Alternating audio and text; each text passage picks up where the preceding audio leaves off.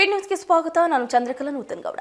ಮಗನ ಪಟ್ಟಾಭಿಷೇಕಕ್ಕಾಗಿ ಹಿರಿಯ ನಾಯಕರ ರಾಜಕೀಯ ಜೀವನ ಬಲಿ. ಕರ್ನಾಟಕದ ರಾಜಕೀಯ ಹೊಲಸು ಮಾಡಿದ್ದೆ ಸಿದ್ದರಾಮಯ್ಯ. ಪ್ರತಾಪ್ ಸಿಂಹ ವಾಗ್ದಾಳಿ. ಮಾಜಿ ಮುಖ್ಯಮಂತ್ರಿ ಸಿದ್ದರಾಮಯ್ಯನವರು ತಮ್ಮ ಪುತ್ರ ಡಾಕ್ಟರ್ ಯತೀಂದ್ರ ಅವರನ್ನ ರಾಜಕೀಯ ನಾಯಕನನ್ನಾಗಿ ರೂಪಿಸೋದಕ್ಕೆ ಮೈಸೂರು ಭಾಗದ ಹಿರಿಯ ಕಾಂಗ್ರೆಸ್ ನಾಯಕರ ರಾಜಕೀಯ ಭವಿಷ್ಯವನ್ನೇ ಬಲಿಕೊಟ್ಟಿದ್ದಾರೆ ಅಂತ ಮಾಜಿ ಸಂಸದ ಪ್ರತಾಪ್ ಸಿಂಹ ತೀವ್ರವಾಗಿ ವಾಗ್ದಾಳಿ ನಡೆಸಿದ್ದಾರೆ. ಶುಕ್ರವಾರ ಮೈಸೂರಿನಲ್ಲಿ ಮಾತನಾಡಿದ ಅವರು, ಸಿದ್ದರಾಮಯ್ಯನವರ ರಾಜಕೀಯ ಶೈಲಿಯ ವಿರುದ್ಧ ಕಟು ಟೀಕೆಗಳನ್ನು ಮಾಡಿದರು.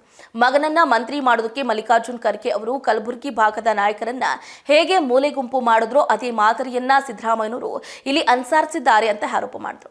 ಇನ್ನು ಆಪ್ತ ಸ್ನೇಹಿತರನ್ನೇ ಮೂಲೆಗುಂಪು ಮಾಡಿದ ಮಾಜಿ ಸಿಎಂ ತಮ್ಮ ಸುದೀರ್ಘ ರಾಜಕೀಯ ಹಾದಿಯಲ್ಲೇ ಸದಾ ಜೊತೆಗಿದ್ದ ಸ್ನೇಹಿತರಾದ ಡಾಕ್ಟರ್ ಎಚ್.ಸಿ. ಮಹದೇವಪ್ಪ ಮತ್ತು ಕೆ. ವೆಂಕಟೇಶ್ ಅವರ ಸ್ನೇಹಕ್ಕೆ ಸಿದ್ದರಾಮಯ್ಯ ಬೆಲೆ ಕೊಡಲಿಲ್ಲ.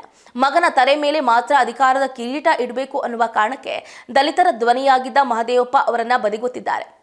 ಸಭ್ಯ ರಾಜಕಾರಣಿ ತನ್ವೀರ್ ಸೇಠ್ ಅವರಿಗೆ ಸಚಿವ ಸ್ಥಾನ ಸಿಗದಂತೆ ತಡೆದಿದ್ದೆ ಸಿದ್ದರಾಮಯ್ಯ ಅಂತ ಪ್ರತಾಪ್ ಸಿಂಹ ದೂರಿದರು. ಇನ್ನು ಕುಟುಂಬ ರಾಜಕಾರಣದ ಬಗ್ಗೆ ಮಾತನಾಡುವ ನೈತಿಕತೆ ಸಿದ್ದರಾಮಯ್ಯನವರಿಗೆ ಇಲ್ಲ. ಭ್ರಷ್ಟಾಚಾರದ ಬಗ್ಗೆ ದೊಡ್ಡ ಭಾಷಣ ಮಾಡುವ ಅವರು ಈಗ ಮಗನಿಗಾಗಿ ಎಲ್ಲರನ್ನ ತುಳಿಯುವ ಮೂಲಕ ರಾಜಕೀಯ ವ್ಯವಸ್ಥೆಯನ್ನ ಕಲುಷಿತಗೊಳಿಸಿದ್ದಾರೆ.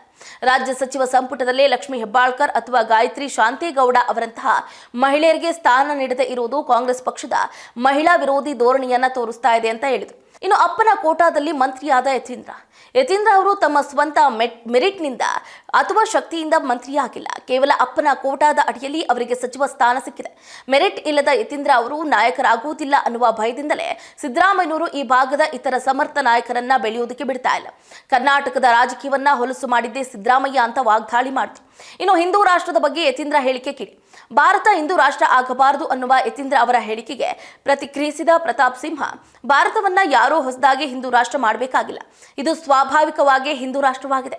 ಯತೀಂದ್ರ ಅವರೇ, ನಿಮಗೆ ಇದು ಮಂತ್ರಿ ಸ್ಥಾನ ಸಿಕ್ಕಿರೋದು ಇದೇ ಹಿಂದೂ ಧರ್ಮದ ಜಾತಿ ವ್ಯವಸ್ಥೆಯಿಂದ ಅನ್ನೋದನ್ನ ಯಾವತ್ತೂ ಕೂಡ ಮರಿಬೇಡಿ. ಅಂತಹ ಧರ್ಮದ ಬಗ್ಗೆ ಹಗುರವಾಗಿ ಮಾತಾಡುವುದು ಸರಿಯಲ್ಲ ಅಂತ ಎಚ್ಚರಿಕೆ ಕೊಟ್ಟರು.